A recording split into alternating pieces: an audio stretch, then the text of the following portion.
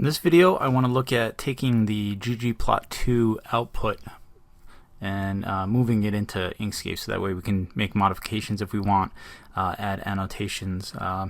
Some of it's going to be things that you can do right in ggplot2, but at times it might be a little bit easier to make those changes in Inkscape as more of a post-processing step. And we'll also look at how we can move the output from your ggplot saves into an existing SVG, moving things back and forth, exporting to bitmaps. So a couple things that we'll take a look at here. So I'm gonna quickly just run some R code in order to get our plot created. So again, I will load ggplot2,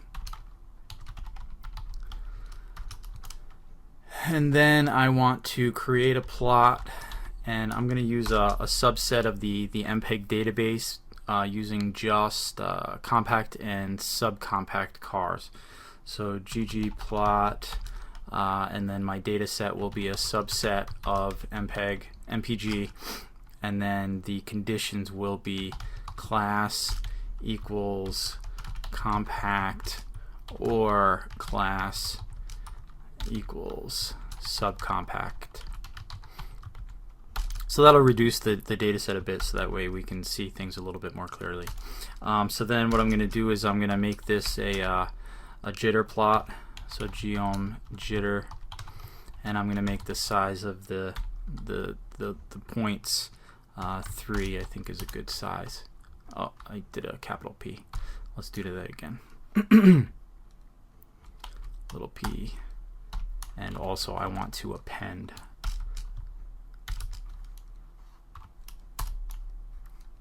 So then one more, and I will specify the aesthetic is going to be drivetrain by highway mileage, and then the color will be factored on class, so vehicle class. So that'll be our subcompact or compact.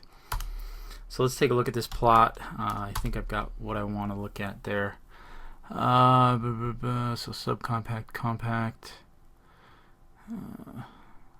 Yeah, so that's about what I was looking for. So what I want to be able to do is demonstrate how to get this into Inkscape. So this plot, normally what we would do is we would do gg save, and we would say this is a highway compact subcompact dot ping or bitmap or something like that. So that'll save that file, and if I open that file up, what I will see is the bitmap rendering. So open with paint. So there's that file that we just created. It's a little bit large for the screen here. So if I zoom in, so there's a bitmap representation. So again, one of the distinctions I tried to make earlier is that if we wanted to make this larger, you'd start to get pixelation. So one of the things we want to be able to do is to export this as vectors. And what we do is just by specifying a different file extension, so highway compact subcompact.svg, which is the file extension of our Inkscape files, we'll export this such that we can modify the contents of the file. So if I open this now with Inkscape, we'll start to see the contents as a vector object. So let's get this inside my window. So again, things I covered earlier, plus to zoom in. We can grab it and move it around. So what I'm going to want to do is I'm going to break it up. So that was our Shift Control G.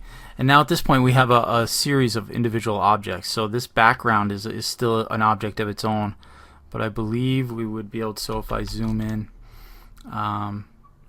so I can't quite get to the individual points yet, so they're still grouped with the background. So I'm going to Shift Control G one more time, and now we see the individual objects are accessible. So I'm going to zoom out a little bit, and I can pick an individual point, and now I can make changes to that.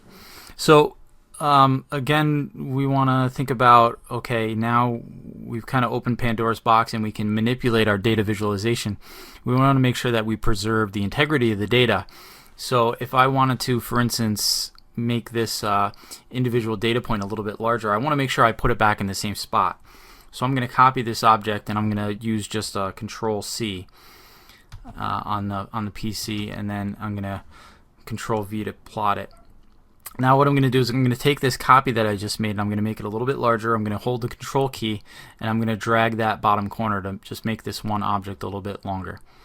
So now I want to replace that dot. What I'm going to do is I'm going to, so I have this dot selected, I'm going to shift and click on the original dot, and then I'm going to go back to my alignment, and then I'm going to focus on the last selected, because what I want to do is I want to kind of drop this on top, and then I'm going to center them both horizontally and vertically, and now I've effectively just made that dot bigger. Again, I'm just trying to demonstrate the techniques here. Why am I exactly making that dot bigger?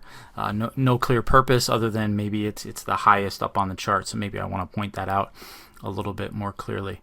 So if I wanted to kind of draw more emphasis to it, I can go to my pencil tool and I can click,